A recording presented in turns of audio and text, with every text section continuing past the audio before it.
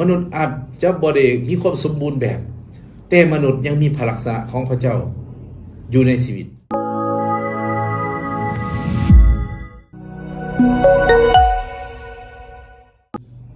สบายดีพี่น้องทุกท่านยินดีต้อนรับพี่น้องเข้าสู่รายการ Hope Devotion ซึ่งมื้อนี้ข้าพเจ้าศาสนาจารย์คุณแก้วพศวัตรอยากสีหนุนใจพี่น้องด้วยพระคัมภ์ของพระเจ้าในพระคัมภ์ของพระเจ้าอยู่ในปฐมกาลบทที่1ข้อที่26หาข้อที่28ปฐมกาลบทที่1ข้อที่26ถึงข้อที่28ให้พี่น้องมีโอกาสได้เบิ่งพระคัมภ์ของพระเจ้านำกันในพระคัมภ์ของพระเจ้าปฐมกาลบทที่1ข้อ26ถึงข้อที่28ได้กล่าวดังนี้แล้วพระเจ้าก็กล่าวว่าบัดนี้เฮาจะสร้างมนุษย์ให้มีรูปลักษณะคือเฮาตามแบบอย่างของเฮาเขาจะมีอำนาจเหนือปลานกสัตว์ทั้งหมดบ่ว่าสัตว์เลี้ยงหรือสัตว์ป่าสัตว์ใหญ่หรือสัตว์น้อยก็ดีดังนั้นพระเจ้าจึงได้นิมิตสร้างมนุษย์ให้มีรูปลักษณะของพระองค์ตามแบบลักษณะของพระเจ้าพระเจ้าได้ทรงนิมิตสร้างพวกเขาให้เป็นชายและหญิงพระเจ้าได้อวยพรพวกเขาและพระเจ้าได้กล่าวแก่พวกเขาว่าจงมีลูกหลานให้แผ่ขยายทวีคูณหลายขึ้นเพื่อเสื้อสายของพวกเจ้าจะมีอยู่ทั่วทุกแห่งหนและปกครองทุกสิ่งทั้งแผ่นดินโลกนี้เฮาจะให้พวกเจ้ามีอำนาจเหนือป่านกและสัตว์ป่าทุกชนิดอาเมนให้เฮามีโอกาสได้อธิษฐานนำกันพี่น้องพระเจ้าคุณอนุโมทนาขอบคุณพระองค์สำหรับโอกาสที่ดีที่จะได้ศึกษาพระคำของพระองค์ขอพระวิญญาณสุดเจ้าได้ทรงโปรดทรงนำให้ถ้อยคำของพระองค์ได้เป็นที่หนุนจิตสู่ใจได้แนะแนวพวกเราทั้งหลายในการดำเนินชีวิตที่จะเข้าใจนำพระทัยของพระองค์และรับใส่พระองค์ในพระนามพระเยซูคริสต์เจ้าอาเมน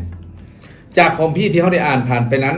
พระคำของพระเจ้าได้บอกเฮาซึ่งหัวข้อที่ข้าพเจ้าจะแบ่งปันในเวลานี้คือพระประสงค์ของการทรงสร้างพระประสงค์ของการทรงสร้างของพระเจ้านั้นเป็นอย่างไรเฮาสิมาเบิ่งนำกันประการที่1พระประสงค์ของการทรงสร้างของพระเจ้านั้นพระเจ้าต้องการให้มนุษย์มีลักษณะของพระเจ้ามีแบบลักษณะของพระเจ้า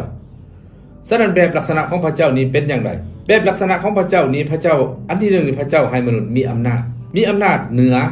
ป่าหมายความว่าเหนือสัตว์น้ำต่างๆพระเจ้าให้พระลักษณะเกี่ยวเรื่องอำนาจเกี่ยวกับการปกครองให้กับมนุษย์ที่พระเจ้าได้สร้างมาฉะนั้นเฮาสิเห็นว่ามนุษย์เฮานี่มีสติปัญญาพิเศษในการปกครอง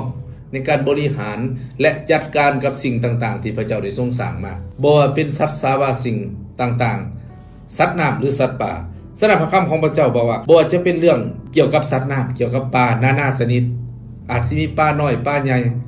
อยู่ในทะเลอยู่ในน้ำของอยู่ในน้ำห้วยหรืออยู่ในที่ต่างๆและพระเจ้าให้มนุษย์มีอำนาจเหนือสัตว์ชนิดต่างๆบ่ว่าจะเป็นสัตว์สี่ขาสัตว์เลื้อยคลานสัตว์อื่นๆสัตว์ปีกพระเจ้าให้มนุษย์มีอำนาจฉะนั้นเฮาสิเห็นว่ามนุษย์นี่สามารถฝึกแม้แต่สัตว์หายเสือสิงต่างๆสร้างสัตว์ใหญ่แต่มนุษย์นี่คนเบิ่งพี่น้องมนุษย์นี่เป็นคนธรรมดาบางเทื่อเฮาสิเห็นว่าคนตัวน้อยๆนี่บ่เป็นคนหุ่นใหญ่หุ่นสูงสำใดคนตัวน้อยๆนี่สามารถบังคับสร้างตัวบักใหญ่ได้เพราะหยังเพราะมนุษย์มีลักษณะของพระเจ้าสามารถฝึกแม้กระทั่งสัตว์หายแม้แต่งูมนุษย์นี่สามารถฝึกได้หรือควบคุมได้เพราะหยังเพราะมนุษย์นี่มีลักษณะของพระเจ้ามีอำนาจของพระเจ้าอยู่กับมนุษย์ฉะนั้นเฮาสิเห็นพระคำของพระเจ้านี่นับแต่เริ่มต้นของการทรงสร้างพระเจ้าให้มนุษย์มีอำนาจเหนือสิ่งเหล่านี้เหนือสิ่งที่พระเจ้าสร้างมาสร้างแล้วพระเจ้าให้มนุษย์เป็นผู้ปกครองและให้มีอำนาจในการบริหารจัดการมีอำนาจอยู่เหนือสัตว์สาวาสิ่งบ่ว่าสัตว์ใหญ่สัตว์น้อยสัตว์เลื้อยคลานสัตว์มีปีกสัตว์สีขาหรือสัตว์ในน้ำดังนั้นในพระคัมภีร์ใหม่ก็ได้กล่าวเช่นเดียวกันอยู่ในลูกาบทที่10ข้อ19บอกว่าเฮาได้ให้พวกเจ้ามีอำนาจมีกำลังมีอำนาจที่จะเหยียบงูหรือแมงงอดมีอำนาจเหนือกำลังของศัตรูบ่มีสิ่งใดเฮ็ดอันตรายแก่พวกเจ้าได้เพราะฉะนั้นนำพระทัยของพระเจ้าอำนาจพระลักษณะที่พระเจ้าได้เอาให้กับมนุษย์นี้ยังอยู่กับมนุษย์สืบไปยังอยู่กับมนุษย์แม้กระทั่งมนุษย์อาจสิตกในบาปมนุษย์อาจจะบ่ได้มีความสมบูรณ์แบบ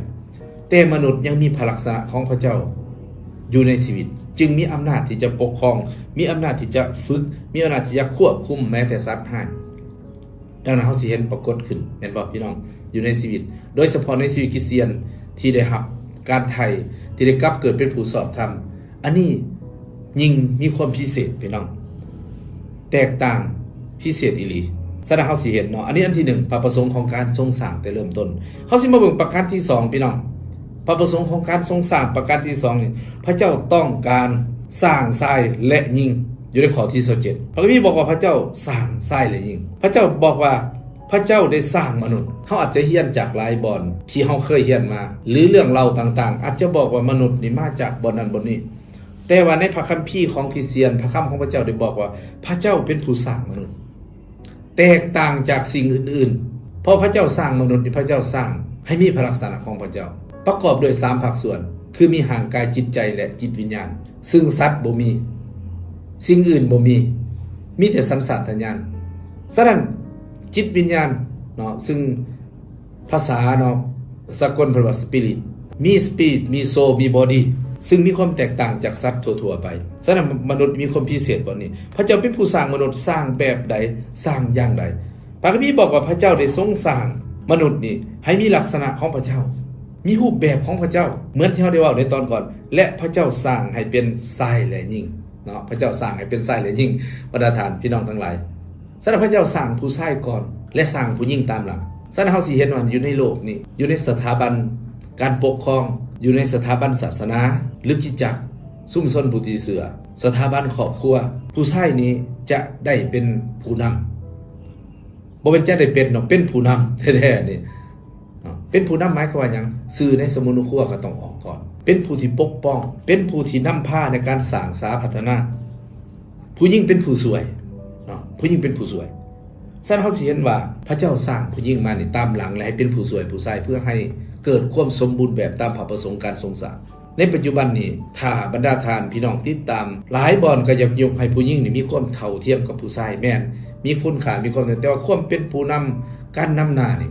ซาเลียแล้วทั่วโลกทั้งสถาบันการปกครองทั้งสถาบันครอบครัวทั้งสถาบันศาสนาเพิ่นซาเลียแล้วนี่ผู้ชายจะเป็นผู้นำอยู่ประมาณ 93% ข้อมูลน้องบ่หลายปีผ่านมาหมายความว่าซาเลียแล้วทั่วโลกนี่ผู้หญิงเป็นผู้นำเพียงแต่ 7% เนาะถึงว่าหลายบ่อนพยายามจะให้เกิดสิ่งเหล่านี้ขึ้นเพราะหยังพระเจ้าสร้างผู้หญิงมาเพื่อเป็นผู้ช่วยเพื่อเฮ็ดให้สมบูรณ์แต่อาจจะมีผู้หญิงบางคนที่สามารถมีความเป็นผู้นำได้แต่มีแต่เป็นส่วนน้อยเท่านั้นอยู่ในพระคำของพระเจ้าอยู่ในมาระโกบทที่10ข้อที่9ก็ได้กล่าวอันนี้เกี่ยวข้องกับเรื่องสถาบันครอบครัวพระเจ้าได้สร้างให้ร่วมแอกกันแล้วบ่ให้ผู้ใดเฮ็ดให้เขาแยกจากกันพระคำของพระเจ้าเว้าดังนั้นพี่น้องหมายความสถาบันครอบครัวเป็นพื้นฐานสำคัญเนาะผู้ชายผู้หญิงที่จะเฮ็ดให้เกิดความสมบูรณ์แบบในพระประสงค์ของพระเจ้าอันนี้อันที่2เนาะอันที่2แล้วสิมาเบิ่งประการสุดท้ายประการที่3พระประสงค์ของการทรงสร้างประการที่3พระเจ้าต้องการอยากอวยพรทุกสิ่งให้เกิดผล